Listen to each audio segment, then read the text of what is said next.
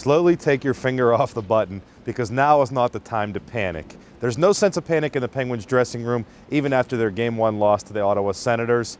But there does seem to be something a little bit off with the Penguins. And when you look at this team, despite their immense talent level, and oftentimes this season, they have either been outplayed by teams of equal or lesser talent. And that speaks to two things, either a lack of discipline or a lack of desperation.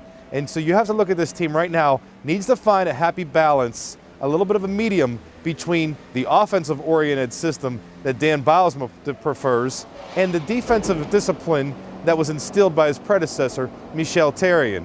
So one thing that the Penguins can't just simply count on, hoping that Marc-Andre Fleury, true to his playoff form, bounces back because of that 8-3 record after a playoff loss. You can't just count on one guy to do it. This is something that this team, they can't be pointing the fingers at each other, but they do need to point the fingers at themselves and say, you know what, we have to solve this, because this is a team that has to do all the little things to play that offensive style that Bylsma prefers. And to do those things, it requires them to play fast, to play physical, and things that we didn't necessarily see show up in that Game 1 loss to the Senators. One thing that could certainly happen is when the Penguins, if they do make the switch from Ruslan Fedotenko getting benched and putting Mike Rupp in the lineup, he certainly could bring a physical presence.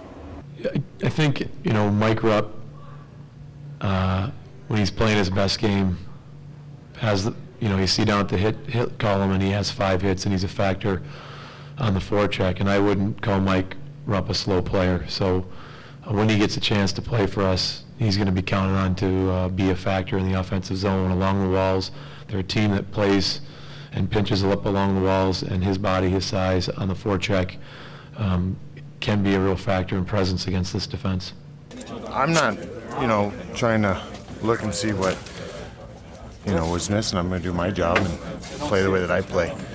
And, I think that's something that I need to bring, and all of us need to bring, is just, doing the simple things and getting in there and finishing checks, making it hard on, the other team. And, I feel like that's what I bring to the table, and I'm looking to do that tonight. It's one of those things that you can't focus too much on the other team. You have to focus on your own game and how you played, and that's how you win games.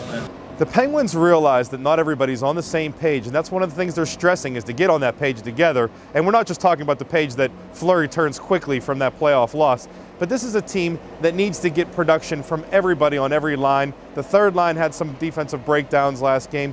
They need to get players like Craig Adams, who stepped up and scored a goal, and Max Talbot, who was the Game 7 hero. From Crosby and Malkin, Jordan Staal and Fleury on down through the lineup, they need to have those spectacularly routine performances that you see in the regular season, last year at least, translating to the playoffs this year. And until they do that, the Penguins are going to have some problems, and that's something they're going to have to correct, and very quickly. Or we'll be talking about this being maybe the last game at Mellon Arena.